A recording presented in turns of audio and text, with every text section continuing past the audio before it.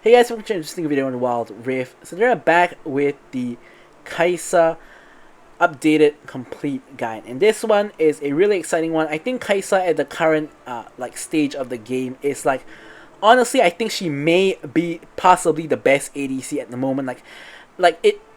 Basically making it such that whenever you complete an item, you get you instantly get your evolutions. Is so broken. You can get your Q evolve just as fast as last time, but the difference is instead of going for 2 BF swords, you actually have a completed item being Immortal Shield Bow.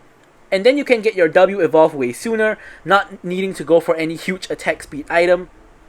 And you can get your W evolve, which normally you don't get until the last item, but now you can get it on your third item. So this is absolutely insane, and Kai'Sa has become so much stronger because of this. And not to mention the fact that Kai'Sa makes use of Immortal Shield Bow and Phantom Dancer. So she's really strong right now. I highly suggest you guys play her soon. I don't know if she's gonna get nerfed in the next patch, but I highly suspect that she will get nerfed in the next patch. Anyways, let's jump straight into talking about her build. So here, first up we have Immortal Shield Bow. For obvious reasons, you get AD, crit, attack speed, as well as physical vamp. Of course, you also get the Lifeline passive, which is really useful because Kai'Sa is sort of that assassin-style ADC that dives into the backline, and that shield can save you from getting assassinated yourself when you dive into the backline. And of course, getting the extra physical vamp when that happens is also really useful to survive. Now next up, this is a item slot where you go normally for the Phantom Dancer, but I'm going to talk about an alternative you can do later on. But Phantom Dancer gives you a little bit more AD, crit, and attack speed. Also gives you the movement speed, but whenever you attack, you can gain 7% bonus movement speed, and after you stack this movement speed buff 4 times, you get 30% attack speed. Now this is good for two main reasons. First up, obviously, attack speed is great on Kai'Sa. You can proc your passive a lot faster, a lot more easily. And secondly, it's the movement speed. So Phantom Dancer movement speed allows you to kite out champions really well. So when you stack up that movement speed, you have, the 28% extra movement speed, which is actually a whole lot of movement speed. And this allows you to run all over the place, run back, run forward, allows you to kite out melee champions a lot more easily, and it's just a great item for Kai'Sa in general. Now the alternative to this item is going to be Runaan's Hurricane. So Runaan's Hurricane as a second item is still amazing, and it works really well against a very tanky frontline kind of team. But in general, if there's a tanky frontline kind of team, you want the Phantom Dancer to kite them out, because most tanks are easily kiteable. So in reality, Runaan's Hurricane is sort of just it's sort of like non-existent at this point. There really is no reason you want to go for Runaan's Hurricane. If you have a squishy enemy team, you want the Phantom Dancer to get that insane attack speed to burst down one target and assassinate that one target. If you're against a tanky team, you want Phantom Dancer to allow you to basically, get the movement speed to sort of kite them out. And if they're squishy and tanky at the same time, Phantom Dancer does both of those. So there really is not much of a reason to go for Runaan's Hurricane anymore, unfortunately. But some people still like going for Hurricane just for the feeling of applying passive on 3 people at one go. But honestly, with the new Phantom Dancer, Runaan's is really not the way to go anymore, unfortunately. But it is still a viable alternative, just that I think it's worse in every way. So next up, we have the boots. So for the boots, you want to go for either one of the defensive boots, or you can even go for something like Gluttonous Greaves. Now, another side effect of Phantom Dancer being meta now is Boots of Fear is now losing a lot of value, because Phantom Dancer already gives movement speed. You don't need extra movement speed from the Rage passive anymore, so you don't really need Boots of Fear anymore. Next up, IE obviously for the injection of AD, crit, as well as increased crit damage. And then you go for LDR to, of course, get yourself to 100% crit, as well as get yourself the 30% armor penetration. And as your last item, you got a couple options. First up, you have GA for, of course, the revive. You can go for something like a Wit's End for magic resist plus attack speed, as well as the healing when you're below half health. You can even go for something like a Rift Maker, even though you don't need it for your AP evolution anymore. But it's still a generally good item on Kai'Sa anyway, so it's still an amazing item. You can even go for Runaan's Hurricane as your last item if you really want to. And yeah, that's pretty much it for the build. Now for the runes, of course, you're going to go for Lethal Tempo to get attack speed to basically proc your passive faster and kill enemies faster. Of course, Hunter Vampirism for the healing, and then Bone Plating for the anti-burst. Technically, the new rune Perseverance is not bad as well on Kai'Sa, because she does dive in, she might get CC'd, and that might help. But I do prefer Bone Plating personally. And it's between Sweet Tooth as well as Nimbus Cloak for your last rune. Transcendence isn't really good on Kai'Sa because Q already has a low cooldown, E cooldown gets reduced by auto attacking, and W cooldown doesn't actually matter. So it's basically between Nimbus Cloak and Sweet Tooth. For the spells, Flash as well as Exhaust is probably the best way to go. On Kai'Sa, Ghost Flash also works, but I think in general Exhaust is a little bit better. And yeah, it's pretty much it for the a loadout section of the video. Now that we're going to move on to talking about the gameplay. Alright, so now let's take a look at the Kai'Sa gameplay. Now as usual, don't forget to like, comment, and subscribe if you guys enjoyed the video. And also don't forget to refer to the Kai'Sa basic guide if you guys want to take a look at her skills, leveling order, her combos, tips and tricks, etc. And any questions, queries, and remarks, feel free to leave them in the comments below, and I will of course be sure to address them. Okay, so here we are Kai'Sa with a Nami, decent enough laning phase, but on the enemy team we have an Ashe and a Jinx. Now in theory, what is likely to happen here is Jinx can use her rockets to poke me down, Ashe can just throw out volleys, etc. and just poke me down, and we shouldn't be able to really reach them and do anything. But however, in practice, you guys can see that that's not really happening. Jinx is not even trying to rocket me. I've landed a free, like, isolated Q onto Ashe, and we're kind of doing fine in the laning phase. So I guess, you know, lane matchups also kind of sort of dependent on the skill level of your opponents, and thankfully these two people don't seem to be taking advantage of their extra range. You can see I'm pathing away, I'm unloading a full combo onto Ashe. Honestly, I could have like flashed here to go all in on her, considering she didn't even have heals. She has like Ghost and Flash. And here I exhaust the Jinx, and here I'm blasting her as well.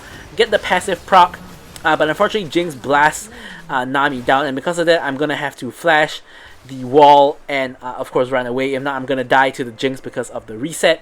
So a little bit of an unfortunate situation there. We do get off to not the best start in the world, but you know, it's not too bad. So here we're gonna quickly clear out the minion wave. We're gonna stop Jinx from backing, of course, and pretty much just irritate her because she doesn't have the mana to really stay in the lane. And you guys can see here she's kind of having to clear the lane just by, you know, attacking with the minigun, and she can't use the rocket launchers. But either way, she does manage to clear the wave and does manage to recall. In the meantime, Ashe roams mid and ends up getting a double kill. Honestly, I think that was a big mistake by Kha'Zix. When he saw Ashe going up the river, he should have just turned on Ashe and just killed her because she was isolated and she was in the river. No one could help her. But I'm not sure why he jumped in on Malphite, who's number one, a tankier target, and number two, he's not even isolated because he's right next to his minions. So I really don't know what Kha'Zix was doing there. Ashe gets a free double kill. Now honestly, I was thinking this wasn't too bad because Ashe is, you know, Ashe support anyways, and we're not going to be too worried about Ashe support getting a double kill. However, Ashe support ends up not building support. As you guys can see here, she has a Noon Quiver. She's not building Imperial Mandate. She's not building Mana Mune. She's building like some kind of damage item. She's going to like probably Immortal Shield Bow, maybe a Phantom Dancer. Who knows what she's like really going for here. Maybe a Storm Razor. Only 3 possible items built out of the Noon Quiver. But yeah, she's definitely not going for a Ashe support build. So I guess we gotta kind of watch out for her and her damage, and she's kind of getting fed, so that's not what we really want to see.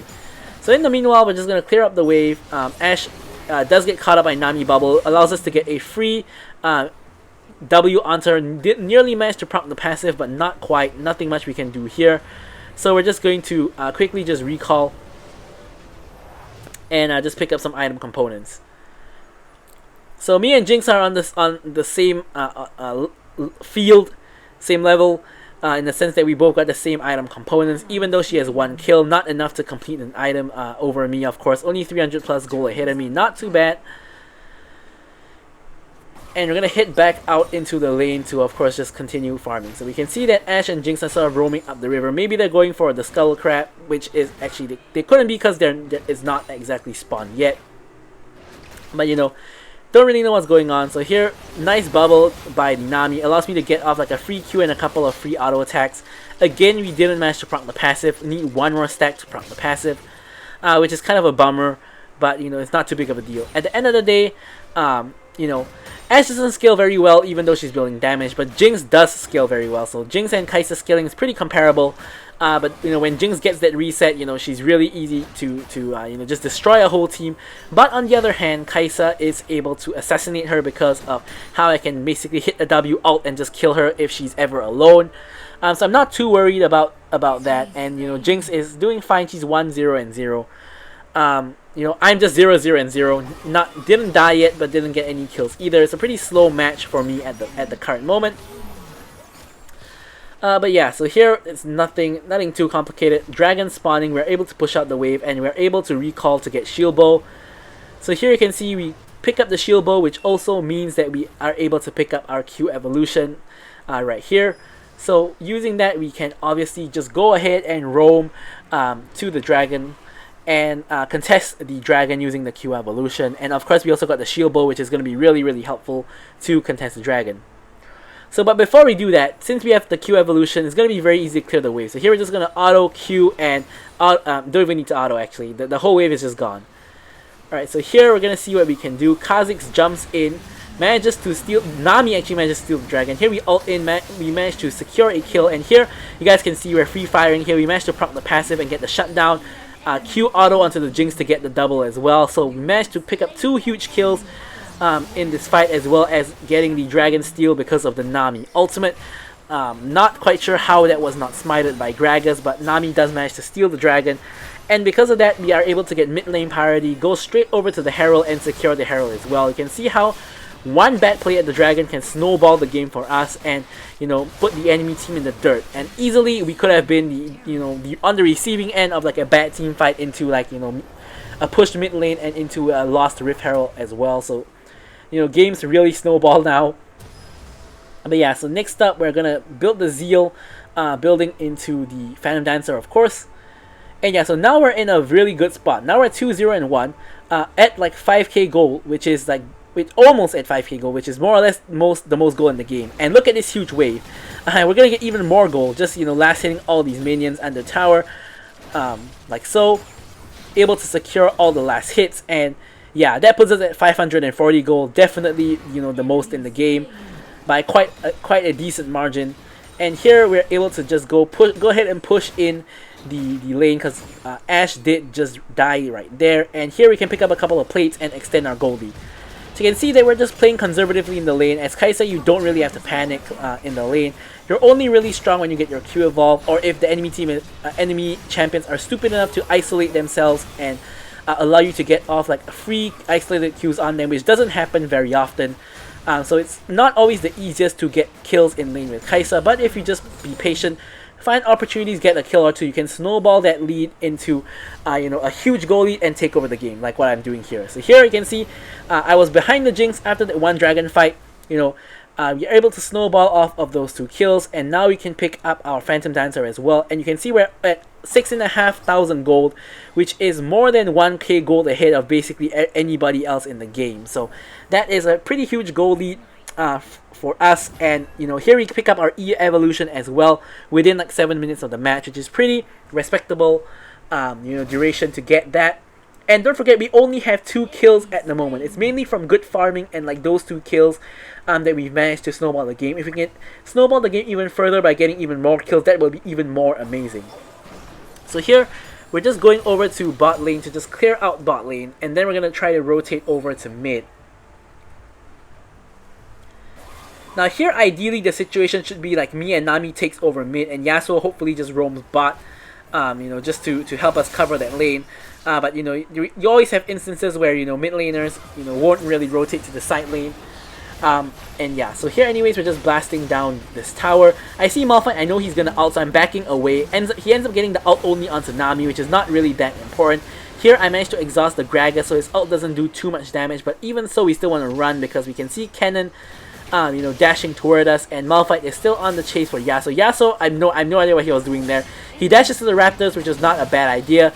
He could have tried to use them to dash out toward the bush, but instead he dashes straight into the Raptor wall, and he does go down. Same goes for Nami, and now with the manpower in the mid lane, they can force down the mid lane tower, and Kha'Zix and Zed can't really do very much to defend, being melee single target kind of champions. So we do lose the mid lane tower, which is kind of unfortunate. Ash Arrow does connect onto the Zed, but not too big of a deal. And in this match, I actually chose to go for the the Boots of Lucidity because there's so much CC. There's like Gragas Body Slam, there's like Jinx Traps, Ash Arrow, etc. Cannon Stun and all that. I'm also gonna be going for QSS because there's so many things to QSS. Like if you get hit by Ash Arrow without QSS, you're just gonna be dead. You can't stasis in the Ash Arrow, so you need that QSS to escape. Of course, the one thing you can't QSS is the Malphite ultimate unless you hit it before he ults you, which is pretty difficult to do. But yeah, so here we're in pretty good shape. Next dragon is spawning. We're just here to help to secure the Scuttle Crab. We're just kind of waiting around for the dragon to be up. So dragon spawn. Here the enemy team is kind of pathing down toward the dragon area. Me and Kha'Zix are 2-manning dragon with isolated damage on Kha'Zix and isolated Qs from Kai'Sa. Dragon goes down really, really quickly, and I'm able to escape the pit. Kha'Zix is able to escape the pit, but the enemy team has now overstepped, and we are now able to try to take advantage of that. Here I'm ulting in to get the kill onto the Gragas. I'm now blasting my next target, which is of course going to be the Ashe. Now here I end up killing the cannon instead. Now Kha'Zix, I have no idea what he was doing here. I could have just killed the Ashe over the wall there, but instead Kha'Zix decided to commit suicide to get the KS onto the Yash, which makes no sense at all. Like, why would you want to die just to KS someone when the kill is already secured? But anyways, it doesn't matter. Kha'Zix does die. Ashe, dies as well. And here, because we have 4 people still alive, we are able to push down the mid lane inhibitor, which is a huge pickup, for the it's only 10 plus minutes into the game. That's a huge pickup from us. Gonna put a lot of pressure in the mid lane. Alright, so next up, we're going to, of course, recall, and we're going to, of course, pick up the QSS as well as start building toward our IE. Now, strange thing is, if you take a look at the replay tool, I'm not sure what the cooldown on Phantom Dancer is, because I don't believe that the passive has a cooldown. Like, you're gonna get the movement speed and the attack speed all the time when you get 4 attacks in. So I'm not really sure why it's showing like Phantom Dancer as a cooldown. Yeah, I'm not quite sure what that is, but Shield Bolt obviously does have a cooldown for its Lifeline passive. So anyways, here now we are trying to take over mid, but once again Yasuo is not going to any side lane. We're sharing the farm in mid. Here Zed is kind of just waiting in a side lane for them to overextend for a tower. Nothing too much is happening. I'm gonna ult over to secure the kill onto the Gragas because he's getting away. So we secure the kill onto Gragas, but again, there's not much we can do in mid lane because we've already gotten the inhib and we can't end the game, so there's not much we can do. So what we're going to do instead is we're going to head over to Baron. So now me and Kha'Zix 2-manning Baron is going to be really, really quick. So of course Kha'Zix does isolation damage. Kai'Sa also does like quote-unquote isolation damage using her Q. Of course Kha'Zix is tanking a lot of damage from the Baron, but it's not too big of a deal. We're going to just quickly secure this Baron without the enemy team even noticing because they're being distracted by Nami and Yasuo. And with that we can secure the enemy jungle as well. Only 1 Raptor to be taken there. Here we're gonna steal the red buff as well. Just deny as much farm from the enemy as possible. We're already at like nearly 11k gold and no one is really even close, so we're running away with it in terms of gold at this point. With the help of our team, we're gonna try to push down this tier 2 in the top lane. We want to make use of Baron to push down the side lane towers because there's nothing to be done in mid lane anymore, so we need to focus on the side lane. So here I'm trying to blast. At the same time I'm being wary of Malphite ulting me or Gragas ulting me. So you can see here then I'm sort of playing pretty cautiously and trying to like run backward whenever they're walking anywhere close, because I don't really want to be the victim of a random Gragas or Malphite ult, get picked off and just die. But here the enemy team gets distracted by the mid lane wave, which allows me and Zed to pick up the inhibitor in the top lane. And yeah, you can see this match how Kai'Sa is able to like really assassinate people and just go in and secure kills and all that. But you don't have to do that in every match. Sometimes you can just play front and back. You don't necessarily always have to ult the back line or anything of that sort. You can sometimes just play safe, but sometimes it's just better to go for the kill on the back line. So here, we need to reset. Nami's also running out of mana, and we've been on the map for pretty long, so making use of the last vestiges of Baron to reset, get the faster recall. We secure the IE, get the W evolve, so all 3 evolutions secured. And our team is sort of looking like they're gonna fight. Dragon spawning in 40 seconds. We're trying to hit over where the enemy where our team is. I was initially going to go clear bot, but you can see that the team is getting into a fight here. So here, I'm ready to ult into the back line. I'm kind of waiting. So here I'm trying to ult in to kill the Jinx and the Gragas, but I end up killing the Malphite instead, which kind of works as well. Now Jinx is the next target. Jinx ends up going down, and then we are going to move on to trying to get rid of the cannon, but cannon has minions blocking, so I can't really Q and kill him, which is a little bit unfortunate. But with all of the enemies dead and only the cannon left, we should be able to end the game here. But something unfortunate kind of does happen. Like, if you guys notice, you can see cannon is here to defend. But that's not the important part. The important part is, number one, enemy minion happened to spawn, so that's a little bit unfortunate. Secondly, the enemy inhibitor is about to respawn. So here you can see we're trying to end the game. Here I was about to end the game. Cannon tries to go in, and we just basically one-shot him. We're going to end the game, and then the enemy inhibitor respawns, which basically means we need to kill the inhibitor first. And because of that, Nami tanks the tower, and Nami ends up dying. So here, I don't know, Ash Arrow just veers away from me. I'm not sure what that was. And me and Yasuo have to run away with our tail between our legs. A little bit unfortunate about how the enemy inhibitor respawned. All of us didn't notice that it was going to respawn, and we thought we could have ended the game. But we kind of got baited by the enemy, by the fact that we didn't think the inhibitor was going to respawn. And yeah, so that doesn't go too well. Here we're just farming the entire bot side jungle and securing ourselves more gold, more farm.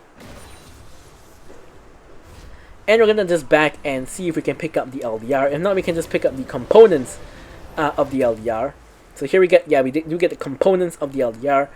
Next Baron is gonna spawn, and honestly at this point our team is like 10k gold ahead. Of course most of the gold lead is on me, but our team as a whole is 10k gold ahead, so we do want to preferably pick up this Baron. They're gonna get a pick onto Ashe, and here I'm pinging to, of course, go for the Baron. And here me and Nami just start off the Baron first, and we're waiting for our team to help out. Kha'Zix jumps on in. Me and Kha'Zix are enough to secure the Baron. We have Zed and Yasuo kind of just picking a fight at the top lane. Yasuo goes a little bit too crazy and just basically ends up dying. Here, if we just win one more team fight, we can basically just win the game. So here, I'm just going in trying to just kill the whole enemy team. Here, Cannon gets a pretty good ult off. I get my exhaust in pretty late, which is not what I really wanted to do. But anyways, here we kill the Gragas, then we move on to the Malphite, and then we move on to the Cannon. All of them basically just die, and with the Baron buff and with a wave in mid, we can just basically flash over and go ahead and end the game. So I'm going to leave you guys with the stats as usual. Hopefully you guys enjoyed the Kai'Sa updated complete guide. Thank you guys so much for watching the video, and goodbye.